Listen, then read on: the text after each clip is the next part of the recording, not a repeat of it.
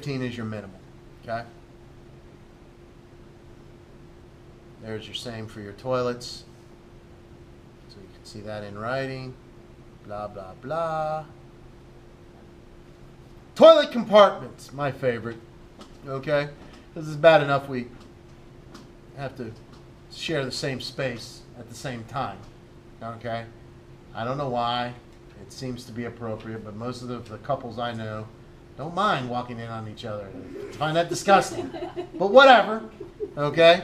So people like me came up with a toileted, enclosed space, okay? Yeah, 36 inches wide is all you need. Why? Because that's what you need for a minimum of a toilet. 18. Center lines gives you 36 wide, all right? You all know that you don't have to vent a bathroom, right? You all know that you can have a window, okay? I strongly encourage you to use fans. And I strongly encourage you to use the loudest fan you can possibly find.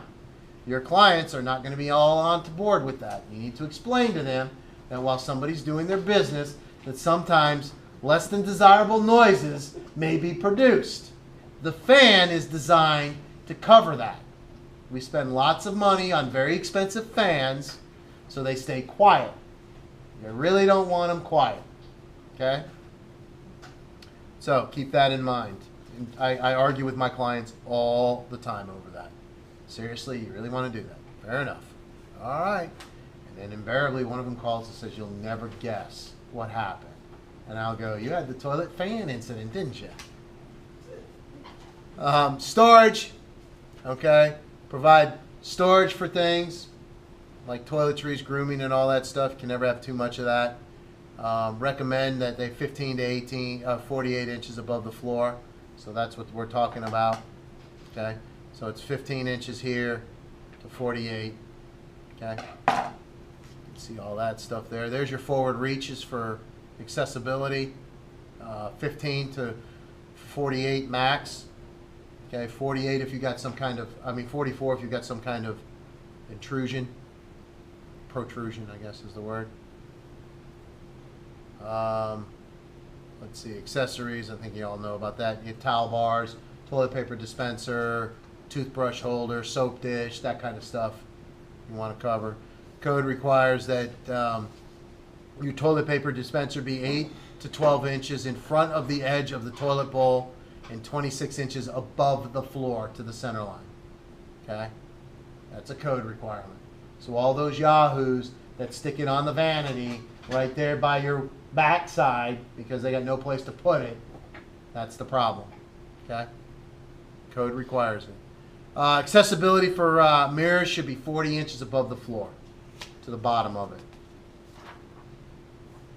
Covered that. Let's see here. That's your handrail stuff. You'll cover that later. What is this? Receptacles. All bathrooms need to be GFI'd.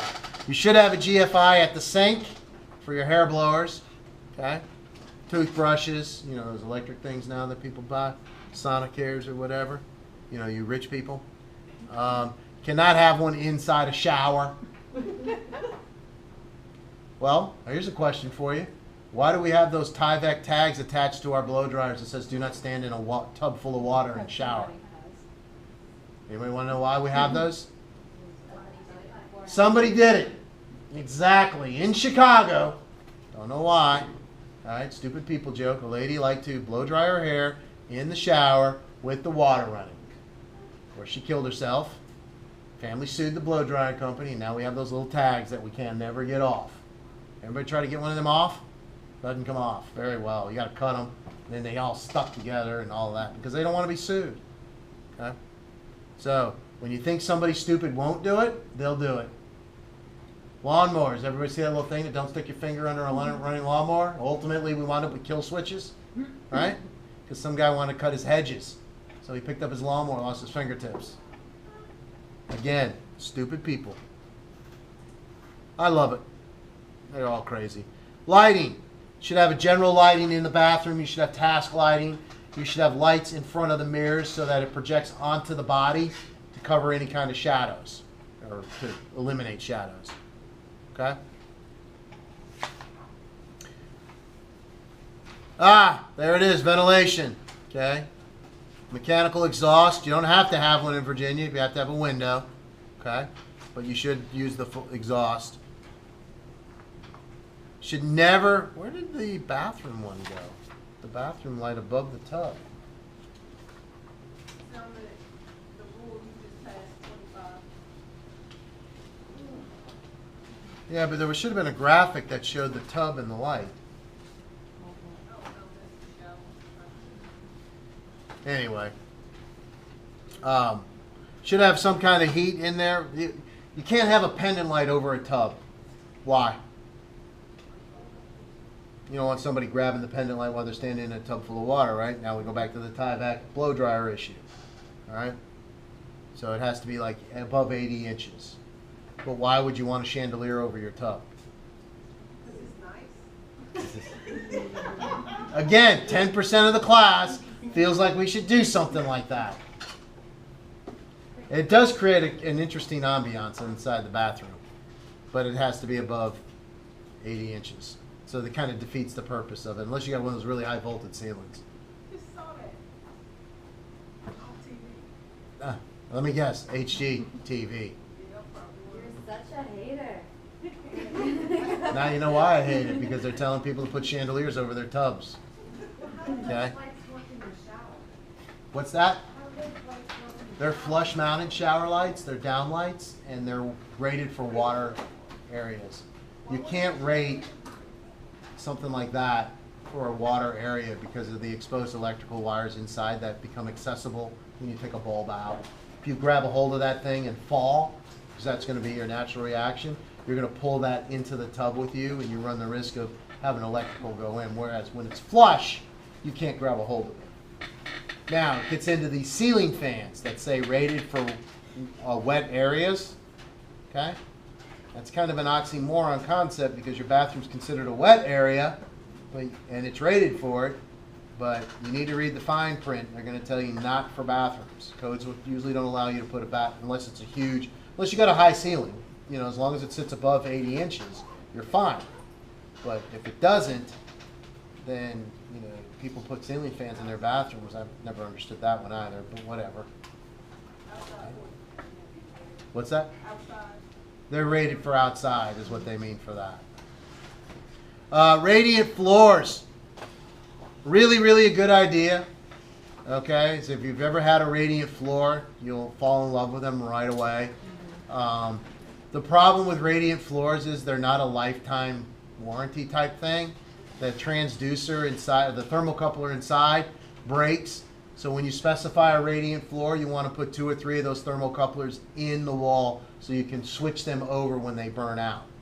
Okay, it's something that it's $50 to $100 per thermocoupler, but it's well spent when they die, because they do die. How is it on electricity? Like, does it use a lot of the... I didn't notice a difference in mine, but I don't run mine constantly. So Yeah, and I didn't have to run mine a lot. I had them twice in Japan. Once when I was up north and needed them a lot because it was freezing cold, and then the other time down south, and it didn't make a huge difference. It's kind of like when you're running your heat, but it makes up for it because you weren't running your heat as much. yeah. Where they get expensive is in kitchens when people do 200 square feet of the heat, and because we've all had tile and we've all walked on it in the wintertime. It's brutal on your feet. Well, that's my solution. But my 2 teenagers don't seem to think that shoes are an option. Of course, in their culture, you're not supposed to wear shoes in a house, so you know you have that issue on top of that, and they want the heat up to take care of the floor. And I'm like, no, wear your shoes. Wear your slippers. I don't care. But we're not doing that. But in retrospect, I'd probably put wood down next time in the kitchen, which is a no-no. Or seriously, you got enough that you put that much water on your floor, that's gonna you need to look at your cleaning habits if that's the case. But now I'll put wood in my bathroom too. I don't care. What? Teak, bamboo. All that stuff will work, you know. I wouldn't put oak, but I'd put teak or, of course, teak's very expensive. Bamboo is it? And who was I talking to today about the bamboo? Somebody I know put bamboo in their house, and had a dog, and we were talking about scratches because there's a big argument that bamboo is not It as does durable. scratch very easily. See, I think you got cheap bamboo because everybody I know that has the $4 or $5 a square foot bamboo, it doesn't have a problem with scratches and dogs. So, because I heard the same thing. Yeah. That was the first thing I heard, and they had gone to like Lumber Liquidators That's or one what of we those went to, places, yeah. and I mean, you looked at it and it was just scratch galore, and I'm like, well, what's the point of the bamboo? You can't really sand bamboo. At least you can sand oak, you know. And then a buddy of mine, he did it, and I can't remember who I was talking to today about it. But the gist of it is I said, how is it with the dog? And he's got like a 90-pound lab, and he's like, there aren't any scratches on it. I'm like, you roughhousing on it? And he's like, yeah, she runs on it all day long. So I've got some people shaking their heads with the same scenario. So I think it has to do with the quality of the bamboo or the type of bamboo that you use. But I do know that the $2 a square foot stuff doesn't work like the $4 a square foot stuff, which you would expect to be better. But I'm probably going to put bamboo throughout the house. Screw it. Look it over it. You like cork? The funny thing about cork, I got one friend, he's an industrial designer who likes cork. I'm just not sold on it. I just don't see it as being durable. I know they do it in bars and stuff, and I've seen it behind the counter and everything, but I just can't sell myself on the cork. As far as I've read it, it's durable, or I knew this had it with a floor installer. You seem to think it was Yeah, it's like the savior for flooring. I mean, everybody you talk to talks about that. But they did the same thing about bamboo when it first hit. So cork is the thing right now, and I just don't know why people are all into it. I shy away from trends when it comes to that stuff. Not design trends in terms of like doing different things with lighting or doing different things with cabinets or things like that, but what I believe to be are fads, okay? Because you spend a lot of money renovating your bathroom or your kitchen for a fad, and then you're stuck with something that doesn't work later on because of whatever. It has to prove itself first, which is one reason why I do not like HGTV, because they're so quick to jump on fads and start fads, with things. And I know the amount of work that goes into a renovation in a kitchen, and I know the amount of inconvenience it creates for both the homeowner and the designer. And going on a fad because somebody wants cork, like my ex-wife wanted a white tile floor in a kitchen. I was adamantly against it. I put it down. I regret it every day. And so now I got to tear it up because white tile was the thing back in the 90s. That's what everybody did. The little diamonds, the black or the maroon or the green or the teal. Remember that? Had to have it. Okay.